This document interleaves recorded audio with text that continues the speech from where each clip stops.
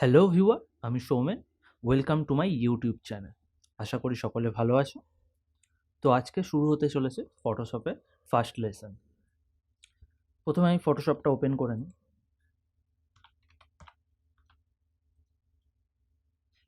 তো আমার কাছে ফটোশপ CS6 ভার্সনটা আছে। যদি কেউ এর থেকে লোয়ার ভার্সন ইউজ করো বা এর থেকে আপার ভার্সন ইউজ করো, তাতেও কোনো অসুবিধা নেই, কারণ এর টুলসের কাজগুলো মোটামুটি সব জায়গাতেই একই থাকে। তো এটা হচ্ছে ফটোশপের ওয়ার্ক স্পেস, ঠিক আছে। তো আমি ওয়ার্ক স্পেসটা একটু ডিফাইন করে দিই। লেফট সাইডে যেগুলো আছে এটা হচ্ছে টুলস, ঠিক আছে। এটা পুরোটা হচ্ছে টুলস বার। উপরে যেটা আছে সেটা হচ্ছে মেনু। তার নিচে যেটা আছে এটা হচ্ছে টুলস প্রপার্টিস। তো আমরা যখন টুলসগুলোতে ক্লিক করব তখন সেই টুলসের পার্টিকুলার যে প্রপার্টিসগুলো সেগুলো এখানে শো করবে। ওকে, রাইট সাইডে আমরা কিছু প্যানেল দেখতে পাচ্ছি। এখানে কালার প্যানেল আছে, সোয়াচেস আছে, অ্যাডজাস্টমেন্ট আছে আর লেয়ার প্যানেল আছে। তো বেসিক্যালি আমরা যে লেয়ার প্যানেল, এই যে নিচে যে বক্সটা আছে, এটাই কিন্তু আমাদের সবথেকে ইউজফুল প্যানেল, যেটা আমরা সবসময় এই ওয়ার্ক স্পেসের মধ্যে কিন্তু রেখে দেবো। বাকি যে প্যানেলগুলো আছে সেগুলো আমরা চাইলে রিমুভ করে রাখতে পারি, কিন্তু এই লেয়ার প্যানেলটা কিন্তু অবশ্যই ওয়ার্ক স্পেসের মধ্যে রাখতে হবে। আমরা এটা রিমুভ কী করে করবো? অ্যাকচুয়ালি এই যে প্যানেলগুলো আছে এগুলো কিন্তু অ্যাকচুয়ালি ফ্লোটিং উইন্ডো। আমরা যেমন এটা যদি ক্লিক করে ড্র্যাগ করি মাউসে, তাহলে কিন্তু এটা বাইরে চলে আসবে। প্রত্যেক কটাই আলাদা আলাদা এখান থেকে আমরা মুভ করতে পারবো। এমনকি টুল বার যেটা আছে সেটাও কিন্তু আমরা মুভ করতে পারবো। এখন বাই চান্স যদি কেউ এটা ভুল করে এগুলো ক্লোজ করে ফেলে, টুলস বার যেটা আছে সেটা ক্লোজ করে দিলাম বা লেয়ার প্যানেলটা আমার ক্লোজ হয়ে গেল, আমি কোনো কিছু দেখতে পাচ্ছি না কীভাবে কাজ করব, তো তখন কিন্তু ঘাবড়ানোর কোনো দরকার নেই। তখন আমরা উইন্ডোজে যাব, উইন্ডোজ থেকে ওয়ার্ক স্পেস থেকে রিসেট এসেনশিয়াল, আবার যে প্যানেলগুলো যেখানে ছিল সেখানে যে যার জায়গায় চলে আসবে। তো এখানে উইন্ডোজ থেকে যখন ওয়ার্ক স্পেসে গেলাম, এখানে কিন্তু ওয়ার্ক স্পেসের মধ্যে অনেকগুলো প্রিসেট দেওয়া আছে, যেমন 3D আছে, মোশন আছে, পেন্টিং আছে। এগুলো পার্টিকুলার এক একটা কাজের জন্য এক একটা ওয়ার্ক স্পেস তৈরি করা। যেমন 3Dর জন্য 3D ওয়ার্ক স্পেস তৈরি করা, আবার পেন্টিং করার জন্য পেন্টিংয়ের ওয়ার্ক স্পেস তৈরি করা, তেমনি। তো বেসিক্যালি আমরা এখানে এসেনশিয়াল বা ডিফল্ট যেটা সেটাতেই রাখবো, এটাতেই কাজ করব। আচ্ছা, আর একটা জিনিস যেটা টুলস বারের ওপরে এখানে একটা ডাবল অ্যারো আছে। এটার কাজটা কি? এখন যে টুলস বারটা আমরা দেখতে পাচ্ছি এটা একটা সিঙ্গেল কলামে আছে, টুলসগুলো আছে। তো এটা যখন আমরা ক্লিক করব এটা ডাবল কলামে চলে আসবে। তো এটাই হচ্ছে এই ডাবল অ্যারোটার কাজ। কেউ চাইলে এটা সিঙ্গেল কলামেও রাখতে পারো, কেউ চাইলে ডাবলে রাখতে পারো, যার যেমন সুবিধা সে তেমন কাজ করবে। তো এটাই হচ্ছে মেন ওয়ার্ক স্পেস। মিডিল যে এরিয়া আছে, এরিয়াটা দেখতে পাচ্ছ ব্ল্যাক, এটাই হচ্ছে ওয়ার্কিং এরিয়া। কিন্তু এখানে কাজ শুরু করার জন্য আমাদের একটা ডকুমেন্ট বা পেজ ক্রিয়েট করতে হবে। তো এবার দেখে নিই একটা নিউ পেজ আমরা কিভাবে ক্রিয়েট করব। মেনু বারে চলে যাব। মেনু বারে ফার্স্ট অপশান ফাইল থেকে নিউ ক্লিক করলাম। তো একটা নিউ উইন্ডো একটা খুলে গেল, ঠিক আছে। তো ফার্স্ট যে অপশানটা আছে সেটা হচ্ছে নেমটা কি? নেমটা আসলে আমরা যে কাজটা করি সেই কাজটার একটা ফাইল নেম দিয়ে আমরা সেটাকে সেভ করি, যাতে পরে আমরা সেই কাজটা সহজে সার্চ করতে পারি বা খুঁজে পাই। তো যখনই আমরা কোনো কাজ করব সেটা আমরা একটা পার্টিকুলার ফাইল নেম দিয়ে সেটাকে সেভ করে রাখবো। যদি আমরা এখন এই ফাইল নেমটা না দিই তাহলেও কোনো অসুবিধা নেই, যখন আমরা ফাইলটা সেভ করব তখন কিন্তু অবশ্যই ফাইল নেমটা দিতে হবে। ফটোশপে কাজ করার জন্য কিন্তু আমরা প্রথম থেকেই একটা পার্টিকুলার সাইজের একটা ডকুমেন্ট নিয়ে কাজ করতে হবে। যেহেতু এটা পিক্সেল বেস সফটওয়্যার, সেই জন্য এখানে কিন্তু একটা পার্টিকুলার সাইজে আমাদের ডকুমেন্ট বা পেজটা নিতে হবে। একটা এক্সাম্পল দিচ্ছি, যদি পিক্সেল বুঝতে কারোর অসুবিধা হয় তাহলে ইঞ্চিসে আমি বলছি যে আমরা একটা 2x3 ইঞ্চিসের একটা পেজ বানালাম, তার মধ্যে কিছু ইমেজ দিয়ে আমাদের কাজ করলাম। তারপরে আমরা যখন সেটা প্রিন্ট করাতে যাব তখন যদি আমরা সেটা 4x5 ইঞ্চিস বা 5x7 ইঞ্চিস তার থেকে বড় সাইজে যদি প্রিন্ট করাতে যাই, তাহলে কী হবে যে সেই 2x3 ইঞ্চিসে আমরা যে ফাইলটাতে কাজ করেছি তার মধ্যে যত পিক্সেল যে ইনফরমেশনটা আছে সেটা স্ট্রেস হয়ে যাবে বা ব্রড হয়ে যাবে, যার ফলে কী হবে আমাদের যে পিকচার কোয়ালিটি সেটা কিন্তু ব্লার হয়ে যাবে। এই জন্যই আমরা পার্টিকুলার যে পারপাসের জন্য কাজটা করব সেই কাজ অনুযায়ী কিন্তু আমরা পেজের সাইজটা আমাদের ক্রিয়েট করতে হবে। তো এখানে নেক্সট যে অপশানটা আছে সেই অপশানটায় চলে আসি, সেটা হচ্ছে প্রিসেট।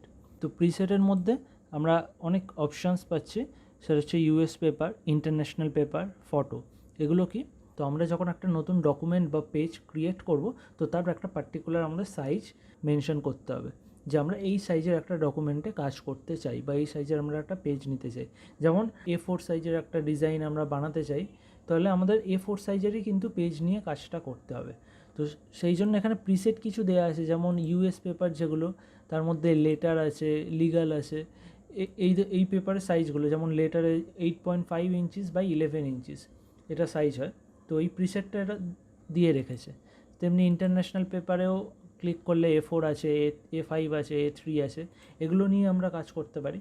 আর যদি আমরা পার্টিকুলার আমাদের নিজেদের পছন্দ মতো কোনো সাইজ দিতে চাই, তাহলেও কিন্তু আমরা সেটা দিতে পারবো। সেটা হচ্ছে কাস্টমে আমাদের প্রথমে ক্লিক করতে হবে, এরপর এখান থেকে আমরা পার্টিকুলার একটা সাইজ দেব এবং তার যে ইউনিটটা আছে সেটা আমরা পিক্সেলে দিতে পারি বা ইঞ্চিসে দিতে পারি, সেন্টিমিটারে দিতে পারি, যেটাতে আমাদের সুবিধা হবে বা যেটাতে আমরা মেজারমেন্ট করতে পারবো, সেই সাইজটা আমরা পুট করব। আমি যদি এখানে পিক্সেলে দিই তো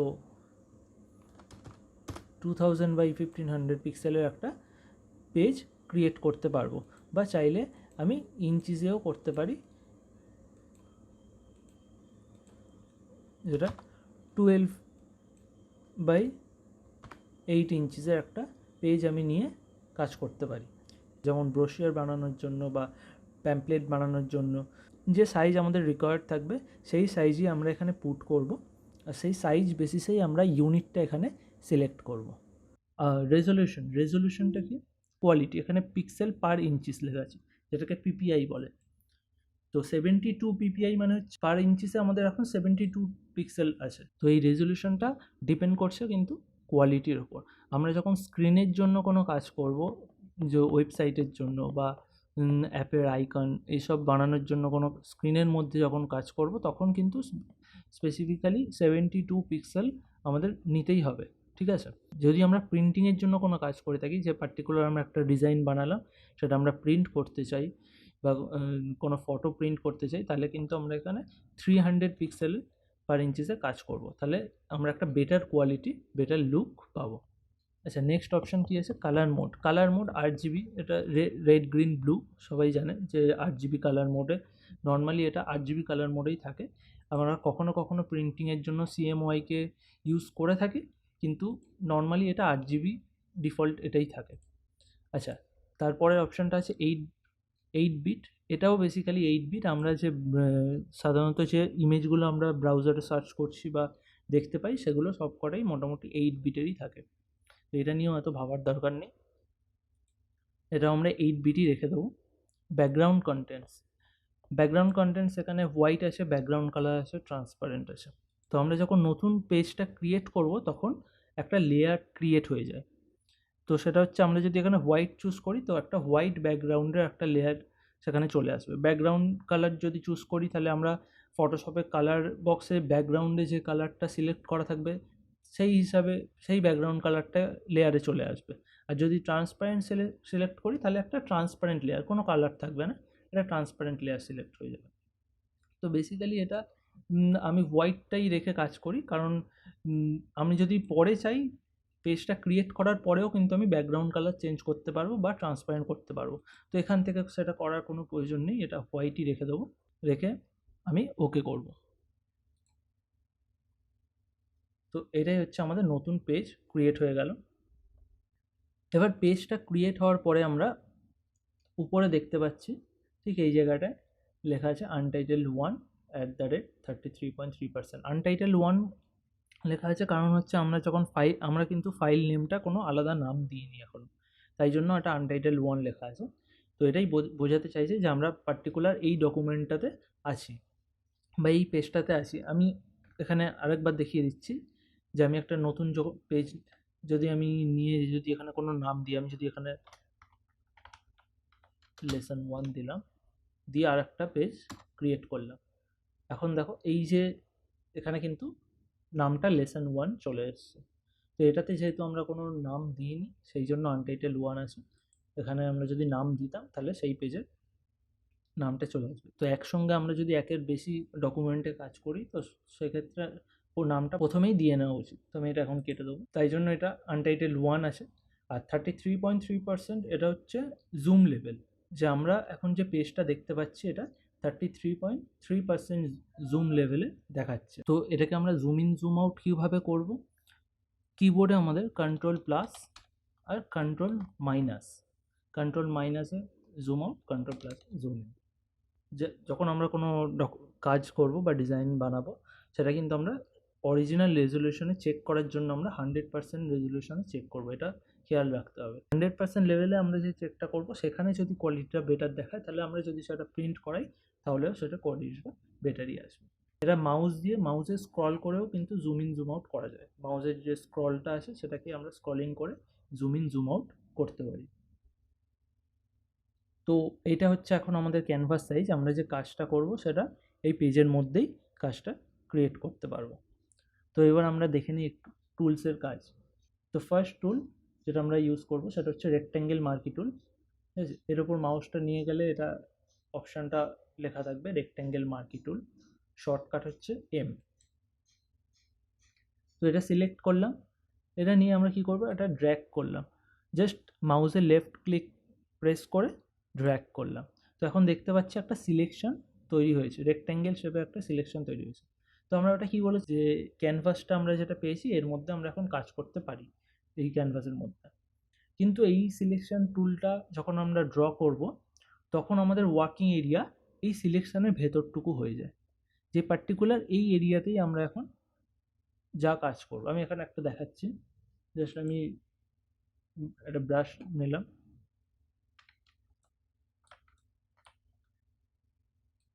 ব্রাশ টুল দিয়ে আমি কিছু স্ট্রোক দিচ্ছি। তো এটা এখন কি হচ্ছে যে পার্টিকুলার এই যে সিলেকশনটা হয়েছে এই সিলেকশনের ভেতরেই আছে, এর বাইরে কিন্তু যাচ্ছে না। আমরা কিন্তু এই সিলেকশনটা আমরা যদি তুলে দিই, আমি এটা ডিলিট করে দিলাম, এখন আমরা এই সিলেকশনটা তুলে দিয়েছি। ঠিক আছে, এখন আমাদের কোনো সিলেকশন নেই, এখন আমাদের ফুল পেজ আছে। এখন যদি আমি স্ট্রোকটা দিই এখন কিন্তু আমরা পুরো পেজের মধ্যে আমাদের কাজটা হবে। যদি আমরা পার্টিকুলার সিলেকশনটা ইউজ করি তাহলে কিন্তু এর ওয়ার্কিং এরিয়াটা এই রেক্ট্যাঙ্গেলের ভেতরেই থাকবে, এর বাইরে আমরা কোনো কাজ করতে পারবো না। তো এটা যখন আমরা পেজটা ক্রিয়েট করছিলাম তখন আমরা একটা অপশান ছিল ব্যাকগ্রাউন্ড কন্টেন্ট, আর সেখানে লেখা ছিল হোয়াইট ব্যাকগ্রাউন্ড কালার আর ট্রান্সপারেন্ট। তো সেইখানে আমরা হোয়াইট চুজ করেছিলাম, তাই তো। এটা দেখতে পাবো যে এটাই হচ্ছে সেই হোয়াইট ব্যাকগ্রাউন্ড যেটা আমরা চুজ করেছিলাম, এটা। আর এই লেয়ারটা হচ্ছে লক। তো ফটোশপে আমরা যখন কোনো কাজ করব সেটা কিন্তু লেয়ারের মাধ্যমে করতে হবে। সব কাজগুলি কিন্তু আমরা স্পেসিফিক আলাদা আলাদা লেয়ারে করব। তার কারণটা কি আমি দেখিয়ে দিচ্ছি। এখানে আমার লেয়ার বক্সটা আছে, এটা ব্যাকগ্রাউন্ড, এটা লক আছে। এখানে আমি যদি এখন একটা ব্রাশের স্ট্রোক দিলাম, ওকে, এবার আমি মুভ টুল নিলাম। এটা হচ্ছে মুভ টুল, যে কোনো কিছু পার্টিকুলার কোনো অবজেক্ট বা কোনো শেপকে আমরা মুভ করতে পারি এটার দ্বারা। তো আমি এই মুভ টুলটা নিলাম, এখন আমি এই স্ট্রোকটাকে মুভ করার চেষ্টা করব, হচ্ছে না, কোনো একটা এরর দেখাচ্ছে, তাই তো। তো এটা আমরা এখন মুভ করতে পারছি না। তো আমি এটা আন্ডু করে দিলাম, আন্ডু কন্ট্রোল জেড। আমরা একটা নিউ লেয়ার নিলাম, এই যে অপশানটা আছে এখানে মাউস নিয়ে গেলেই কিন্তু ক্রিয়েট নিউ লেয়ার দেখাবে। এখানে ক্লিক করলাম, একটা নতুন লেয়ার এলো। লেয়ারটা কিন্তু লেয়ারে কোনো কালার নেই, এখানে দেখতে পাবে যে কোনো কালার নেই, তো মানে হচ্ছে এটা ট্রান্সপারেন্ট লেয়ার। এবার আমি এখানে স্ট্রোক ড্র করলাম। এবার আমি মুভ টুল নিয়ে আমি এটাকে সরছে।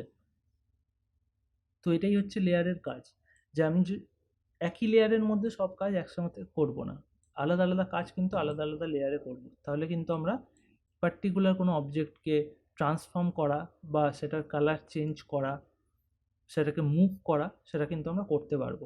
একই লেয়ারের মধ্যে সব কিছু একসাথে করে দিলে তাহলে আমরা এই কাজগুলো কিন্তু করতে পারবো না। তো এই জন্য লেয়ার কিন্তু আমাদের সবসময় এটা মাথায় রাখতে হবে। আমরা স্পেসিফিক কাজগুলো কিন্তু স্পেসিফিক লেয়ারে করব। ডিলিট করে দিলাম লেয়ারটা। তো লেয়ারের কিন্তু লেয়ার প্যানেলের ব্যাপারটা আমি কিন্তু আরও ডিটেলসে বলে দেবো পরে, যে এটা আরও কীভাবে আমরা কাজগুলো করতে পারি। তো এখন আমি টুলসটা দেখানোর জন্য আমি লেয়ারটা দেখালাম। তো আমরা রেক্ট্যাঙ্গেল টুলসটা আমরা দেখছিলাম, এখন রেক্ট্যাঙ্গেল মার্কি টুল। এবারে এর প্রপার্টিসটা একটু দেখে নেব। এর প্রপার্টিসেও অনেক অপশানস আছে। তো আমরা এখন ফার্স্ট অপশানে আছি। সেকেন্ড অপশানটা কি, এখানে অ্যাড সিলেকশন। অ্যাড সিলেকশনটা কি, যে আমরা এখন যে সিলেকশনটা আছে, যে নর্মাল সিলেকশনটায়, এটাতে কি হয়, যে আমরা একটা শেপ ড্র করলাম। ওকে, এবার যখন আমরা আর একটা শেপ ড্র করছি, তো আগে যে শেপটা আছে সেটা চলে যাচ্ছে, পরে নতুন এক শেপটা ক্রিয়েট হচ্ছে। যতবারই আমরা এটা করব, নতুন শেপটা ক্রিয়েট হবে, পরের শেপটা থাকবে না। তো এটাতে কি কাজ হয়, অ্যাড সিলেকশন করলে আমরা আগে একটা শেপ ড্র করেছি, তার সাথে আমরা পরে যে শেপটা ড্র করছি সেটা অ্যাড হয়ে যাবে। আগের যে শেপটা আছে সেটা কিন্তু ইরেজ হবে না বা ডিলিট হবে না, সেটা থাকবে, তার সাথে নতুন যে সিলেকশন আমরা যেটা ড্র করব সেটা অ্যাড হতে থাকবে। তারপরে অপশানটা কি আছে, সাবট্র্যাক্ট। সাবট্র্যাক্টটা কি, যে আমরা এই যে সিলেকশনটা ড্র করেছি, পার্টিকুলার এই সিলেকশন থেকে আমরা যদি কোনো এরিয়া মাইনাস করতে চাই, আমরা এইটুখানি এরিয়া যদি মাইনাস করতে চাই, তো সেই এরিয়াটুকু আমরা সিলেকশন করব, আর সেই এরিয়াটা মাইনাস হয়ে যাবে। ওকে, বোঝা গেল? যতটুকু এরিয়া আমাদের মাইনাস করার দরকার ততটুকু আমরা মাইনাস করতে পারবো এই সাবট্র্যাক্টের মাধ্যমে। তারপরটা আছে ইন্টারসেক্ট। ইন্টারসেক্ট হচ্ছে, আমাদের এখন এরকম একটা শেপ আমরা তৈরি করেছি, এবার আমরা উপর দিয়ে একটা রেক্ট্যাঙ্গেল ড্র করলাম। তো এই রেক্ট্যাঙ্গেলের মধ্যে আমাদের আগের শেপে যে কমন এরিয়াগুলো থাকবে, শুধু সেইটুখানি এরিয়াই কিন্তু এখন এখানে দেখা যাবে। কি হলো, যে আমাদের আগে এই শেপটা ছিল, এখন আমরা একটা নতুন শেপ ড্র করলাম, এই শেপের মধ্যে আগের শেপের যে কমন এরিয়াগুলো আমাদের দেখা যাচ্ছে, শুধু সেইটুকানি এরিয়াই কিন্তু আমাদের চলে আসছে। তো এটা হচ্ছে ইন্টারসেক্ট। তো এই অপশানগুলোর এটাই কাজ, বাট বেসিক্যালি আমরা এই অপশানগুলো এখান থেকে আমরা চুজ করে করে ইউজ করি না। যখন আমরা সাধারণ কাজ করি তখন আমরা এর জন্য শর্টকাট ইউজ করি। তো শর্টকাট এখানে ফটোশপে কিন্তু অনেক শর্টকাট ইউজ হয়। তো প্রথম এটা শর্টকাটগুলো মাথায় রাখা একটু চাপের হতে পারে। তো আমি সাজেস্ট করবো যে তোমরা সকলে শর্টকাটগুলো একটু নোট ডাউন করে রাখো, যাতে সুবিধা হবে। তোমরা পরে প্র্যাকটিস যখন করবে তখন তোমাদেরই এটা হেল্প হবে। তো শর্টকাটগুলো কি, যে আমরা প্রথমে একটা নর্মাল শেপ ড্র করলাম, এটা হচ্ছে আমাদের যে নর্মাল সিলেকশনটা, ডিফল্ট সিলেকশনটা এটা। এবার আমরা অ্যাড করব। তো অ্যাড করতে গেলে আমরা এই অপশানটায় ক্লিক করছিলাম, এখন আমরা কিবোর্ডের মাধ্যমে, শর্টকাটের মাধ্যমে সেটা করব। কি করব, জাস্ট কিবোর্ডে জাস্ট শিফট যে বাটনটা আছে সেটা প্রেস করব। শিফট বাটনটা প্রেস করলেই আমরা দেখছি যে আমাদের যে সাইনটা ছিল তার নিচে একটা প্লাস সাইন চলে আসছে। শিফট প্রেস করলে একটা প্লাস সাইন চলে আসছে, জাস্ট সেখানে একটা আমরা আলাদা করে নতুন শেপ অ্যাড করতে পারি এভাবেই। তারপর আমরা কি দেখেছিলাম, যে সাবট্র্যাক্ট নয় মাইনাসটা আমরা কি করে করব, আমরা প্রথমে শিফট প্রেস করছিলাম অ্যাড করার জন্য, এখন অল্ট প্রেস করব। অল্ট প্রেস করলে সেটা মাইনাস হয়ে যাবে। জাস্ট অল্ট প্রেস করলে আমি ক্লিক করলাম, আমাদের এরিয়াটুকু মাইনাস হয়ে যাবে। তো ইন্টারসেক্ট আমরা এটা কিভাবে করব, ইন্টারসেক্টটা আমরা এই অপশানটা থেকে করছিলাম, এটা আমরা কিভাবে করব, জাস্ট শিফট আর অল্ট একসঙ্গে প্রেস করতে হবে, একসঙ্গে প্রেস করে আমরা ড্র করব, তাহলে ওটা ইন্টারসেক্ট হয়ে যাবে। তো এটাই হচ্ছে শর্টকাটগুলো আমরা এইভাবে ইউজ করতে পারি। খুবই এটাতে শর্টকাট ইউজের ফলে যে কাজটাকে আমরা একটু ফাস্ট করতে পারি, ফাস্ট কাজের জন্য শর্টকাট ইউজ হয়, এছাড়া আর কিছুই না। যে আমরা অপশানগুলো এখানে একটা একটা করে সিলেক্ট করব, তারপর এখান থেকে ড্র করব, তার থেকে কিবোর্ডে আমরা জাস্ট ড্র করলাম, শিফট প্রেস করলাম, সিলেকশন অ্যাড করে নিলাম। যদি আমাদের সাবট্র্যাক্ট করতে হয় তাই অল্ট প্রেস করলাম আর এখান থেকে সাবট্র্যাক্ট করে নিলাম। শর্টকাটে করার আরেকটাও সুবিধা হচ্ছে, কারণ আমরা যখন এখান থেকে অপশান সিলেক্ট করছি, যদি আমরা এখন সাবট্র্যাক্টটা সিলেক্ট করে থাকি, তখন আমরা যতবারই ক্লিক করব তখনই একটা করে সিলেকশন অ্যাড হতে থাকবে। যতক্ষণ না আমরা আবার এই সিলেকশনটা এটা সিলেক্ট করছি ততক্ষণ কিন্তু এটা নর্মালে আসবে না, ততক্ষণই অ্যাড সিলেকশনটা হতে থাকবে। বা সাবট্র্যাক্ট যদি সিলেক্ট করা থাকে, যতক্ষণ আমরা সিলেকশন করব ততক্ষণই কিন্তু এটা সাবট্র্যাক্ট হতে থাকবে। যতক্ষণ না আবার নর্মালে আমরা সিলেকশনে ফিরে যাব ততক্ষণ নর্মাল হবে না। কিন্তু আমরা কিবোর্ডের মাধ্যমে করলে কি, কিবোর্ডের মাধ্যমে আমরা যখনই করি শিফট প্রেস করলে অ্যাড হবে, আবার ছেড়ে দিলে আবার নর্মালে চলে আসবে। এটাই হচ্ছে সুবিধা। তো এটাই ছিল এই অপশানসগুলোর কাজ। নেক্সট কি আসবে? ফেদার। ফেদারটা কি? ফেদারটা বলার আগে আমাকে একটু কালারটাকে একটু বোঝাতে হবে। কালারটা এখানে একটা আমরা ব্ল্যাক দেখতে পাচ্ছি, একটা হোয়াইট দেখতে পাচ্ছি। ব্ল্যাকটা হচ্ছে এফজি কালার বা ফোরগ্রাউন্ড কালার, আর হোয়াইটটা হচ্ছে ব্যাকগ্রাউন্ড কালার। নিচে যে অপশানটা আছে এটা হচ্ছে ডিফল্ট কালার। ডিফল্ট কালারটাই হচ্ছে ব্ল্যাক অ্যান্ড হোয়াইট। আমরা যদি এটা কালার চেঞ্জও করে দিই, তো আমি রেড করে দিলাম, বা হোয়াইট কালারটা আমি চেঞ্জ করে ব্লু করে দিলাম। আবার আমরা যদি এই অপশানটাতে ক্লিক করি তো ডিফল্ট কালার ব্ল্যাক আর হোয়াইটে চলে আসবে। তো এটা হচ্ছে ডিফল্ট অপশান। আর উপরের যে অ্যারোটা আছে এটা হচ্ছে সোয়াপ বা কালার সুইচ করা, যে আমরা ব্ল্যাকটা এখন ফরগ্রাউন্ডে আছে আর হোয়াইটটা ব্যাকগ্রাউন্ডে আছে। তো এটা আমরা যদি সুইচ করতে চাই তাহলে এই অপশানটাতে ক্লিক করতে হবে। আর কোনো ফরগ্রাউন্ড কালার ব্যাকগ্রাউন্ডে নিয়ে যাবে, ব্যাকগ্রাউন্ড কালার ফোরগ্রাউন্ডে নিয়ে যাবে। ফোরগ্রাউন্ড কালারটা কি আর ব্যাকগ্রাউন্ড কালারটা কীভাবে কাজ হয় সেটা দেখব। প্রথমে আমরা রেক্ট্যাঙ্গেল মার্কি টুলটা নিয়ে নিলাম, একটা সিলেকশন আমরা ড্র করলাম। এবার আমি এখান থেকে একটা কালার চুজ করলাম, আমি রেড কালারটাই নিয়ে নিচ্ছি। এবারে রেড কালারটা আমি এই এরিয়াতে ফিল করব। এখন আমরা যদি ফিল করি কোথায় হবে? এই যে এরিয়া, ওয়ার্কিং এরিয়া, এইটুখানির মধ্যেই ফিল হবে, এর বাইরে কিন্তু কালারটা যাবে না। তো এর ফিল কী করে করব? এই যে এখানে আছে গ্রেডিয়েন্ট অপশান, এখানে ক্লিক করলে, এটা প্রেস করলেই এর নিচে অনেক কটা অপশান খুলে যাবে। এর নিচে আছে পেন্ট বাকেট টুল, এখান থেকে আমরা কালার ফিল করতে পারি। তো প্রথমে আমি যেটা বললাম যে শর্টকাটে ইউজ কিন্তু ফটোশপে খুব বেশি হয় এবং আমরা ফাস্ট কাজ করতে পারি। তো এখানেও আমরা কিন্তু শর্টকাটের ইউজ করে কালারটা ফিল করতে পারি। কিন্তু সেক্ষেত্রে মাথায় রাখতে হবে যে ফোরগ্রাউন্ড কালার আমরা ফিল করতে চাই না ব্যাকগ্রাউন্ড কালার ফিল করতে চাই। যেটা সামনে আছে সেটা ফোরগ্রাউন্ড, যেটা পিছনে আছে সেটা ব্যাকগ্রাউন্ড, এটা আমরা বুঝতেই পারছি। যেহেতু রেড এখন ফোরগ্রাউন্ড কালার, তো এই কালারটা আমরা এই কালারটা এখানে ফিল করব কী করে? অল্ট ব্যাকস্পেস, কিবোর্ডে জাস্ট অল্ট আর ব্যাকস্পেস প্রেস করলেই কিন্তু কালারটা আমাদের ফিল হয়ে যাবে। এবার যদি আমরা একটা ব্যাকগ্রাউন্ড কালার যদি আমরা চুজ করি, এটা আমি ব্লু দিয়ে দিলাম। এই কালারটা কীভাবে ফেলবো? Control backspace. তাহলে অল্ট ব্যাকস্পেস হচ্ছে রেড আর কন্ট্রোল ব্যাকস্পেস ব্লু। মানে অল্ট ব্যাকস্পেস করলে আমরা ফোরগ্রাউন্ড কালারটা ফিল করতে পারবো, আর কন্ট্রোল ব্যাকস্পেস দিলে আমরা ব্যাকগ্রাউন্ড কালারটা ফিল করতে পারবো। তো এবারেও যেটা হয়েছে, এটা কিন্তু আমরা যে কালারটা আমরা ফিল করেছি সেটা কিন্তু ব্যাকগ্রাউন্ড লেয়ারে ফিল করে দিয়েছি। তো এই জন্য আমরা যদি চাই তাহলে এই কালারটা এখন আমরা মুভ করতে পারবো না, অ্যাজ ইউজুয়াল কিন্তু এররটা দেখাবে। এই জন্য আমাদের কী করতে হতো? একটা নিউ লেয়ার ক্রিয়েট করতে হতো এবং তারপরে কালারটা ফিল করতে হতো। তো ফরগ্রাউন্ড কালারটা ফিল করার জন্য কি বলেছিলাম? Alt backspace.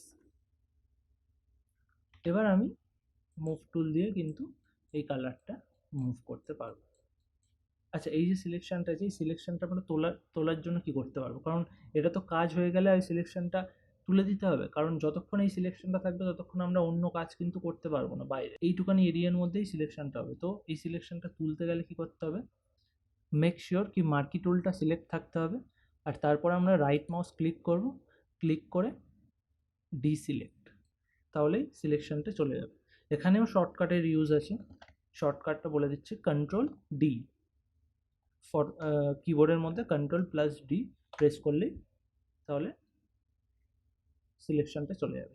এবার আমরা চাইলে এটা যেখানে খুশি মুভ করতে পারি। ওকে, তো এবার আমরা যেটা দেখব সেটা ফেদার। এটা আমি ডিলিট করে দিলাম। লেয়ারটা ডিলিট করার জন্য কিবোর্ডে জাস্ট ডিলিট বাটনটা প্রেস করলেই চলে যাবে। এটা আমরা এখান দিয়েও ডিলিট করতে পারি, জাস্ট টেনে এনে এখানে ড্র্যাগ করলে, লাস্ট অপশানটা ড্র্যাগ করলে এটা ডিলিট হয়ে যাবে, বা কিবোর্ডেও আমরা ডিলিট প্রেস করলে লেয়ারটা ডিলিট হয়ে যাবে। তো এবার দেখব ফেদারটা কি। তো আমরা যখন শেপটা আমরা ড্র করছি তখন কিন্তু আমরা দেখতে পাচ্ছি যে এর যে এজটা আছে এটা কিন্তু একেবারে হার্ড এজ আছে। আর ফেদার দিলে কি হবে, যে আমাদের যে শেপ আছে তো সেই কোনো শেপ বা কোনো অবজেক্টের এজটা যেটা হয় সেটা সফট করে, সেই এজটা সফট করে। তো এখানে দেখে নেব, এখানে আমি ফেদার দিলাম 100। এবার আমি একটা রেক্ট্যাঙ্গেল ড্র করলাম। যখন আমি রেক্ট্যাঙ্গেলটা ড্র করলাম, যে শেপটা কিন্তু আর রেক্ট্যাঙ্গেল থাকলো না, অ্যাকচুয়ালি এটা রেক্ট্যাঙ্গেল, কিন্তু এর যে এজটা আছে সেই এজটা সফট হয়ে গেছে। কী করে আমরা এখন একটা কালার, যখন কালারটা ফিল করলে আমরা বুঝতে পারবো। অল্ট ব্যাকস্পেস দিয়ে আমি কালারটা ফিল করলাম, যে এর যে বাইরের যে এজটা আছে সেই এজটা সফট হয়ে গেছে। এটার যেমন হার্ড এজ আছে, তো এই এজটা সফট হয়ে গেছে। তো এই ফেদারের যে অ্যামাউন্ট আছে এটা কিন্তু পেজের সাইজের উপর ডিপেন্ড করছে, কতটা অ্যামাউন্ট দিলে কতটা ফেদার হবে। আমরা যেমন 2000 পিক্সেলের পেজ নিয়েছিলাম, তাই জন্য আমরা 100 পিক্সেল এখানে দিয়েছি, তো এতটা ফেদার হয়েছে। আমি এখানে 50 যদি দিই তাহলে ফেদারটা আরও কম হবে। আমি ব্যাকগ্রাউন্ড কালারটা ফেলছি কন্ট্রোল ব্যাকস্পেস দিয়ে, আগেরটার থেকে ফেদারটা কিন্তু কম হয়েছে। তো এটাই হচ্ছে ফেদারের কাজ। কিন্তু ফেদারটা আমরা যখন এখান দিয়ে 50 পিক্সেল ফেদার দিলাম, এখান দিয়ে যদি ফেদারটা দিই, এটা একটা অসুবিধা আছে কি, আমরা যখনই এবার রেক্ট্যাঙ্গেল বা কোনো শেপ ড্র করব কিন্তু তখন এর ফেদারটা কিন্তু অটোমেটিকলি 50 পিক্সেলই নিয়ে নেবে যখনই একটা ড্র করব, যতক্ষণ না আমরা এটা আবার ডিফল্ট 0 করছি ততক্ষণ এটা কিন্তু 50 পিক্সেলেই নিতে থাকবে। আবার 0 করে দিলে সেটা নর্মাল, যেমন ডিফল্ট শেপটা হার্ড এজ থাকে এরকম হার্ড এজে চলে আসবে। তো এই কারণে আমরা এখান দিয়ে যদি ফেদার না দিয়ে সেটাও শর্টকাট কির মাধ্যমে দিতে পারি। শর্টকাটে কিভাবে দেবো, আমরা রেক্ট্যাঙ্গেলটা ড্র করলাম, এখানে মেক শিওর যে রেক্ট্যাঙ্গেল টুলটাই সিলেক্ট থাকতে হবে। তারপর আমরা রাইট মাউস ক্লিক করব, এই সিলেকশানের মিডিলে এসে বা সিলেকশানের ভেতরে থেকেই আমরা রাইট মাউস ক্লিক করব। এবার এখান থেকে ফেদার, এখান থেকে আমরা ফেদার যত খুশি একটা ফেদার দিয়ে দেবো। যদি আমরা এখানে 40 পিক্সেল দিয়ে দিই তো এটা ফেদার ক্রিয়েট হয়ে গেল, এবং এখানে আমরা কালার ফেললে যে দেখা যাবে যে তার ফেদারটা চলে এসছে। এবার আমরা যখন আবার একটা রেক্ট্যাঙ্গেল ড্র করব তখন কিন্তু আবার নর্মাল এটা ডিফল্টে চলে আসবে, এটা আর এই 40 পিক্সেল যেটা আমরা নিয়েছিলাম সেটা আর থাকবে না। তো এটা হচ্ছে শর্টকাটে, এটারই সুবিধা। আর একটা শর্টকাট আছে সেটাও দেখিয়ে দিই, যে প্রথমে শেপটা ড্র করলাম, তারপরে কিবোর্ডে Shift+F6 বাটনটা প্রেস করলেই প্যানেলটা খুলে যাবে, এবং এখানে আমরা যে ফেদারের ভ্যালুটা দেবো, ভ্যালুটা দিয়ে আমরা হয়ে করবো। ওখানে যদি আমি 40 দিলাম, যে 60 করে দিলাম, এখানে আমি 60 করে দিলাম, তো 60 করে ওকে করে দিলাম, তো এখানে 60 পিক্সেলের একটা ভ্যালু নিয়ে নিল। এখানে চাইলে আমরা যে কোনো কালার কিন্তু পুট করতে পারি। এবার তো এই সিলেকশনটা তুলতে গেলে কি, Ctrl+D ফর ডিসিলেক্ট যেটা বলেছিলাম, বা রাইট মাউস ক্লিক করে ডিসিলেক্ট। এবার আমরা এখানে কি করেছি, অরেঞ্জ কালার যে শেপটা ক্রিয়েট করেছি এটা কিন্তু আমরা এই ব্লু কালারের শেপের লেয়ারের মধ্যে করে দিয়েছি। এখন আমি যদি এটা মুভ করি, ব্লু কালারের শেপের সাথেই কিন্তু এটা মুভ করবে। এখন আমরা চাইলে কিন্তু আলাদা করে এটা থেকে এই শেপটা আলাদা করতে পারবো না, বা এইটার কালারটা আলাদা করে চেঞ্জ করতে পারবো। যেখানে আমরা রেডের কালারটা আমরা এখন চাইলে আলাদা করে চেঞ্জ করতে পারি, বা রেডটাকে ট্রান্সফর্ম করতে পারি, ছোটো বড়ো করতে পারি, আলাদা করতে পারি, কিন্তু এইটা এখন করতে গেলে ওভারঅল একসাথেই করতে হবে। এই জন্য যখনই আমরা কাজ করব তখন নতুন লেয়ার নিয়ে কিন্তু আমরা শেপ ড্র করব, যদি আমরা স্পেসিফিক সেই শেপে কোনো কিছু চেঞ্জেস করতে চাই। আদারওয়াইজ আমি একটা লেয়ারে করতেই পারি, যদি আমার কোনো দরকার না পড়ে তাহলে আমি একটা লেয়ারে করলাম। কিন্তু যদি আমরা যে পার্টিকুলার কোনো শেপ যদি আমরা মুভ করতে চাই বা ট্রান্সফর্ম করতে চাই, স্পেসিফিক কালার চেঞ্জ করতে চাই, তাহলে কিন্তু আমাদের সেটা আলাদা আলাদা লেয়ারে করতে হবে। আচ্ছা, তো ফেদার হয়ে গেল। এখানে নেক্সট অপশন যেটা আছে সেটা হচ্ছে স্টাইল। স্টাইলের মধ্যে আমি যেটা নর্মাল আছে এটা আমরা এতক্ষণ সিলেকশন এটা ইউজ করছিলাম। এরপরে ফিক্সড রেশিও আছে, ফিক্সড সাইজ আছে। ফিক্সড রেশিওটা কি, ফিক্সড রেশিও হচ্ছে এখানে যে আমরা যে জিনিসটা ড্র করব, যে শেপটা ড্র করব, সেটা আমাদের স্পেসিফিক রেশিওতে ড্র করবো। এখানে 2:1 আছে, আমি যদি এখানে 1 করে দিই, উইথটাও 1, হাইটটাও 1, মানে 1:1 রেশিওতে যদি আমরা কোনো কিছু ড্র করি তাহলে কী হবে, সেটা স্কোয়ার হবে। ঠিক আছে, এটা একটা পারফেক্ট স্কোয়ার যেটা 1:1 রেশিওতে থাকবে। আবার যদি আমি এটা 2 করে দিই, আর এখন যদি আমি এটা ড্র করি তাহলে কী হবে, উইথটা 2 হয়ে যাবে, হাইটটা 1, মানে 2:1। সাইজ আমার যত বড়ই হোক না কেন, এর রেশিওটা কিন্তু 2:1 থাকবে। তো এটা হচ্ছে ফিক্সড রেশিও। তারপরে একটা কি আছে, ফিক্সড সাইজ।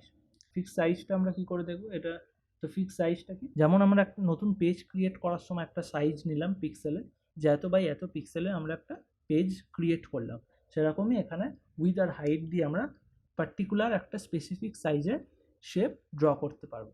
এখানে যদি আমি এক্ষুনি 500/1000, তো এখানে যদি 500/1000 পিক্সেল, আমি এখানে জাস্ট একটা ক্লিক করব, এটা 500/1000 পিক্সেলের সাইজের একটা বক্স কিন্তু ড্র হয়ে যাবে। আমাদের আলাদা করে একটা যে আমরা ড্র্যাগ করে ড্র করছিলাম সেটা আর করতাম না, জাস্ট একটা ক্লিক করলেই সেটা হয়ে যাবে। এখন আমরা এটা চাইলে জাস্ট মুভ করতে পারবো, ক্লিক করে জাস্ট অন্য কোথাও মুভ করতে পারবো, যেমন সাইজ চাই আমরা। এটা যদি আমরা 300/200 চাই, জাস্ট ক্লিক করব, শেপ অটোমেটিক ড্র হয়ে যাবে।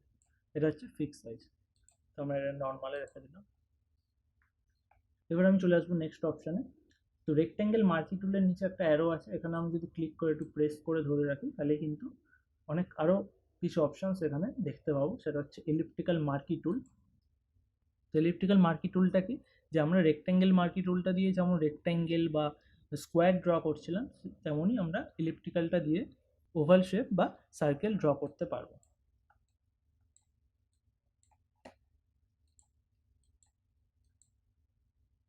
সরি, আচ্ছা, হ্যাঁ, এটা কেন হচ্ছে, এই যে নো পিক্সেল সিলেক্টেড কেন দেখাচ্ছে, কারণ দেখো এখানে আমার ইন্টারসেক্টটা সিলেক্ট করা আছে, এই জন্য। তাই এই কারণে আমি বলেছিলাম যে আমরা যে এই অপশানসগুলো সিলেক্ট না করে আমরা শর্টকাটে যদি ইউজ করি তাহলে কিন্তু এটা খুব সুবিধা হয়। কারণ এটা সবসময় হয়তো মনে থাকবে না যে আমার এই অপশানটা সিলেক্ট করা আছে, আমি আমি এখানে কাজ করছি কিন্তু সেটা কাজ হচ্ছে না। তো এই কারণেই কিন্তু আমরা এই ডিফল্ট সিলেকশনটা করে রাখবো সবসময়।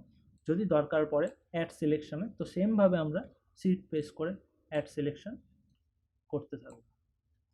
আবার যদি মাইনাস করতে হয় তাহলে, সাবট্র্যাক্ট করতে হয় তাহলে মাইনাস অল্ট প্রেস করে,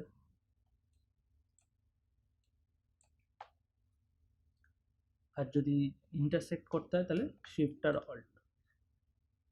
সেম শর্টকাট যেটা রেক্ট্যাঙ্গেল মার্কি টুল, সেটাই এই এলিপ্টিক্যাল একই শর্টকাট ইউজ হবে। তো ফেদারের ক্ষেত্রেও একই, যেমন আমরা শর্টকাট যদি দিয়ে দিই এখানে শিফট F6 দিই, তো এখানে আমরা জাস্ট সিলেক্ট করব, ওকে করব, আর সেটা তো এক্সট্রা একটা ফেদার নিয়ে নেবে। এবারে আর একটা জিনিস একটু বলে দিই, আমরা এই যে সার্কেলটা ড্র করছি, মাউসে ড্র্যাগ করে তো আমরা পারফেক্ট মেজার করতে পারি না। আমাদের যদি এটা পারফেক্ট সার্কেলের দরকার হয়, যে পারফেক্ট রাউন্ড, তাহলে আমরা কীভাবে ড্র করব, শিফট প্রেস করে আমরা জাস্ট ড্র করলে কিন্তু এটা পারফেক্ট শেপ ক্রিয়েট হয়ে যাবে। তেমনই আমরা যদি রেক্ট্যাঙ্গেল মার্কি টুলটা করি, নর্মালি আমরা যদি টুলটা ইউজ করি তাহলে কী হয়, রেক্ট্যাঙ্গেল হচ্ছে বা স্কোয়ার আমরা হাতে এইভাবে করতে পারি, কিন্তু পারফেক্টলি ড্র করার জন্য কিন্তু প্রথমে শিফট প্রেস করে তারপরে ড্র করতে হবে, তাহলে এটা পারফেক্ট স্কোয়ার হয়ে গেল। তবে একটা সিলেকশনের পরে কিন্তু শিফট প্রেস করলে তাহলে সেটা অ্যাড হয়ে যাবে। ওকে,